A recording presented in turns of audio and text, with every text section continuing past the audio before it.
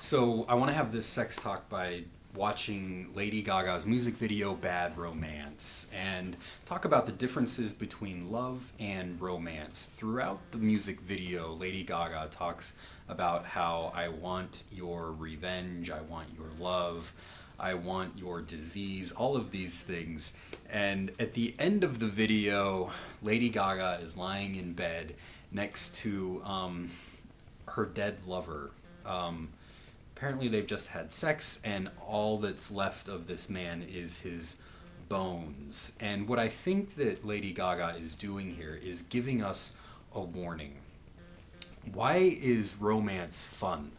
Well, I think that romance is fun because it's dangerous. Romance makes us vulnerable. We are giving something of ourselves over to another, and the whole question is, will we be accepted? Will we accept the other, or will we use the other for our own self-gratification? These are the questions that I think that Lady Gaga is posing for us, especially at the end of the video. And how can romance become destructive? Very easily, by focusing on yourself and not on the best for the other. Now, science is also telling us something very important about sex and romance and love. In our brains, there's a chemical reaction when we are hooking up, when we're making out, when we're having sex. It's dopamine. And dopamine tells you that what you are doing feels good.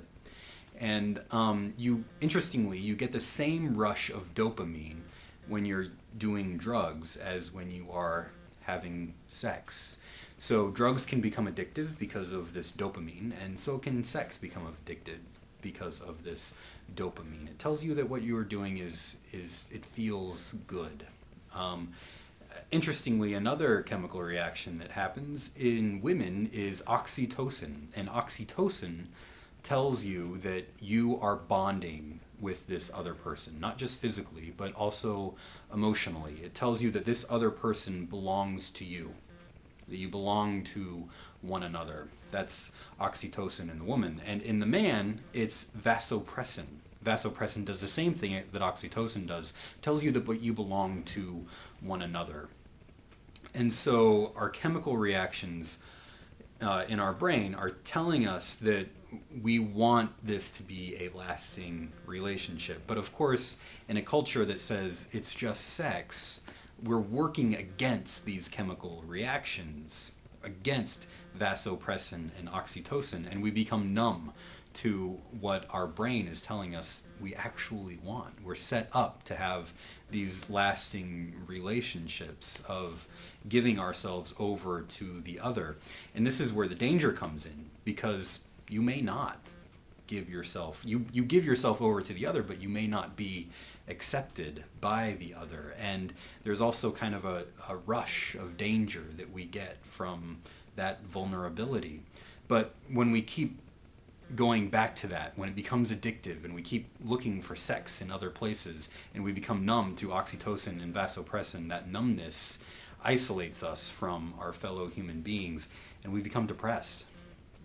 Sex loses its meaning, the meaning that we get by connecting emotionally with another, and people become depressed, and that leads to destructive behaviors. Now, what does faith have to do with all of this?